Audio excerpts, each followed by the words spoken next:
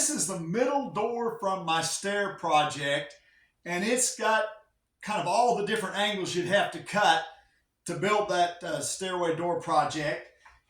It's got some angles down here that are just, these are just 22.5, so right in that area. So those aren't too difficult, some of those, but it also has these really strong, long angles here. And again, you have to make the same cut for the frame. So what I wanted to share is the jig that I make that allows me to accurately make those cuts.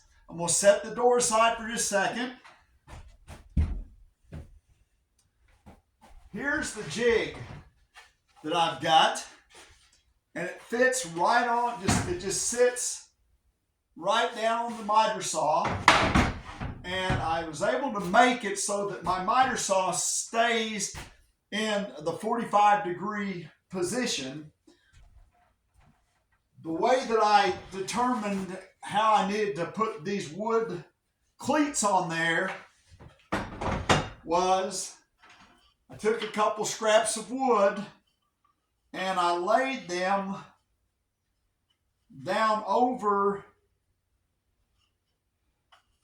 I laid these scraps of wood over the face frame that I'd made, so I knew that the face frame also shows the angle that the door is going to have to be made on. And I marked the long point where the edges lined up, and then where the inside part of the edges lined up. And I got a line like this, just put a mark there and drew it across there. But again, that's where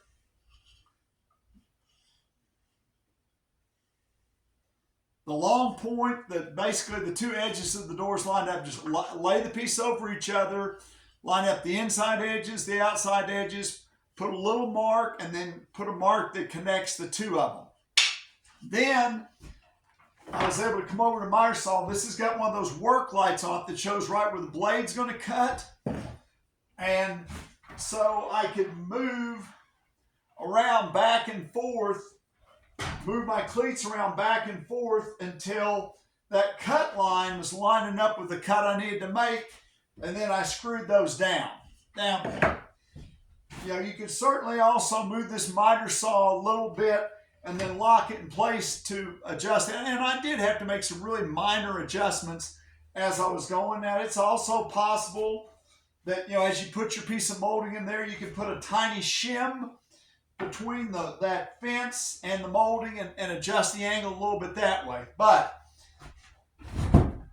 once I had that angle, again, I set this on a 45, all I had to do was line the saw blade up with the saw kerf that was already there, like so. Then you take your molding and put it in place.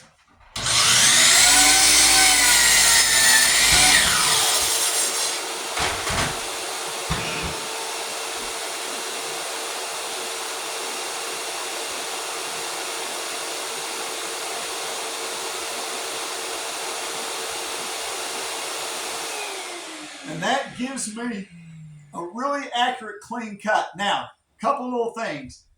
It's important to have a really good saw blade. I'm using a Tenru miter saw blade. And also, I take a block plane and at an angle, I bevel that under a little bit so that, because all that's important is that this, out here at the face, that comes together. And by beveling under a little bit, I can also help myself a little bit of that cut. And of course, the other part is I might make a couple little short test pieces and test fit them in the joint before I cut the long piece to make sure that I was going to get a joint that was going to fit, and then just took my time. Also, if I had a piece that say was going to have a 45 on one end and this long joint on the other, I'd cut the long joint, kind of test fit it, and then ease my way into getting the length on the 45. But whether you're building a project like these doors with the crazy angle on them, or some other project where you've got to make a really long cut, maybe wainscot going up the stairs or something, some point you're going to find this to be a really handy trick of building this jig and then putting it on the miter saw, and this allows me to hold the board in place, keep my hands way away from the blade, and still get a great result.